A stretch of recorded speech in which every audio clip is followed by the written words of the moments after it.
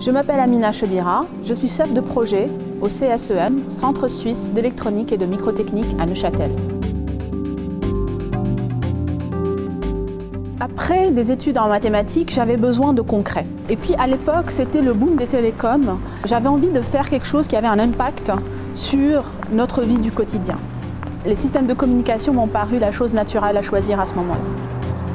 Ce qui m'a attiré dans le traitement du signal et de l'image, c'est qu'il s'agissait tout de suite de choses très concrètes que l'on pouvait appliquer sur des choses de notre quotidien. Comme par exemple, aujourd'hui on prend beaucoup d'images avec nos smartphones, et puis quels sont donc derrière les algorithmes qui vont traiter les images pour par exemple les rendre moins floues, pour enlever les yeux rouges, ce genre de choses-là.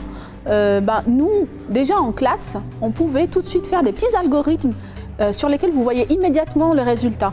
Et ça, j'ai trouvé que c'était très excitant. L'enseignement à l'EPFL m'a apporté une rigueur scientifique dans la manière de réfléchir, dans la manière de résoudre un problème. En tant que chef de projet au CSEM, on se doit d'innover tous les jours. Et puis là, on est au service des entreprises suisses qui nous posent des problèmes auxquels elles n'ont pas de solution, elles n'ont pas trouvé de solution ailleurs. On passe de créer des systèmes de contrôle de qualité pour des pièces horlogères à du positionnement d'instruments chirurgicaux qui est hautement précis. Donc il faut pouvoir répondre à leurs besoins, mais aussi pouvoir comprendre leur langage.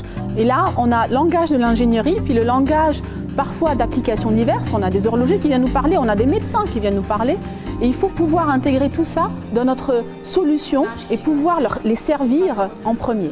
L'idée, c'est de pouvoir offrir aux chirurgiens un système qui leur permet de savoir à tout moment où est leur instrument par rapport au patient. On va s'aider de nos systèmes créés au CSEM pour pouvoir alimenter et contrôler les LED qu'on a là, et puis ensuite calculer la position de cet instrument. Quand j'ai commencé mes études, il y avait très peu de femmes dans ma classe.